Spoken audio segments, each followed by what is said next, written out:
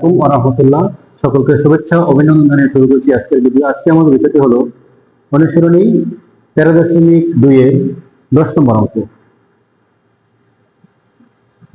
5 plus x plus y plus 135 গুণোত্তর ধারাভুক্ত হলে x ও Y এর মান নির্ণয়। সমাধান: প্রদত্ত ধারাটি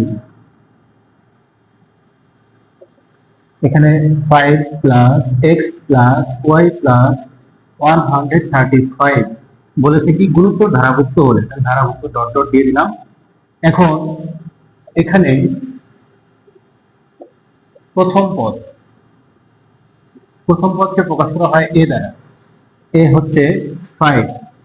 এখানে আমরা সূত্র লিখেছি যে n তম পদের সূত্র হলো a r to the power n minus 1।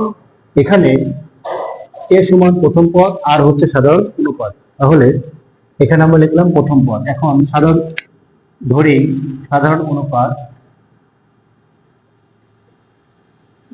সাধারণ অনুপাত আর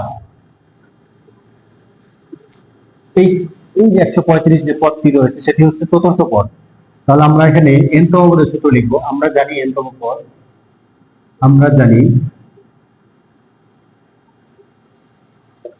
তম পদ equal a r power n minus 1, এই সূত্রটা। এখন আমাদের লাগবে কি চতুর্থ পদ। তাহলে চতুর্থ পদ a r পাওয়ার 4 মাইনাস 1, তাহলে a r পাওয়ার 3। এখন এটা হচ্ছে চতুর্থ পদ, সূত্রের মাধ্যমে বের করলাম। আর এখানে আমাদের দেওয়া আছে চতুর্থ পদ 135। সুতরাং a r পাওয়ার 3 ইকুয়াল 135, বা এর মানটা বসিয়ে দেব। এর মান হচ্ছে 5, r পাওয়ার 3 ইকুয়াল 135।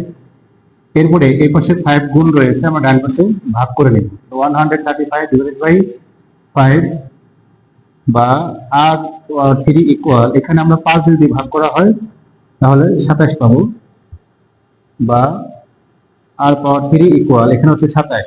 আমরা 27 কে লিখতে পারি 3 পাওয়ার 3। 3 কে যদি কিউব করা হয় তাহলে 27 হবে। কেন আমরা কিউব লিখলাম এখানে? কারণ এখানে হচ্ছে এ পাশে পাওয়ার 3, তাহলে এ পাশে আমাদের পাওয়ার 3 বানাতে হবে। এখন দেখি যে পাওয়ার 3 দুইটাই সেম পাওয়ার, তাহলে পাওয়ার বাদ যাবে, আর এর মান পাবো আমরা। আর এর মান পেলাম হলো 3। এই হচ্ছে আর এর মান। এখন আমরা লিখবো এই যে এক্স এবং ওয়াই এর মান পেয়েছে, এক্স ও ওয়াই। এই এক্স হচ্ছে দ্বিতীয় পদ, ওয়াই হচ্ছে তৃতীয় পদ। এই দুটো মান আমরা বের করব। তাহলে সুতরাং দ্বিতীয় পদ এ আর, এখানে আমরা দ্বিতীয় পদ হচ্ছে এক্স ইকুয়াল এ আর পাওয়ার 2 মাইনাস 1।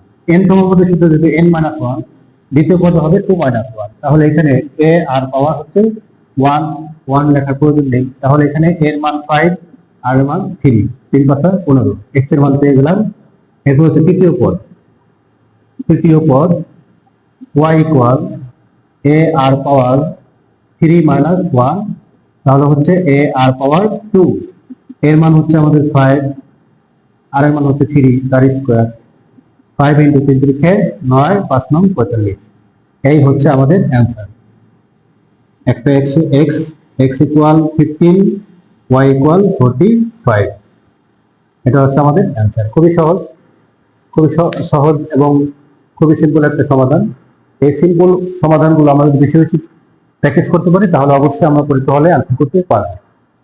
সকলকে শুভেচ্ছা অভিনন্দনে শেষ করছি। আসসালামু আলাইকুম ওয়া রাহমাতুল্লাহ।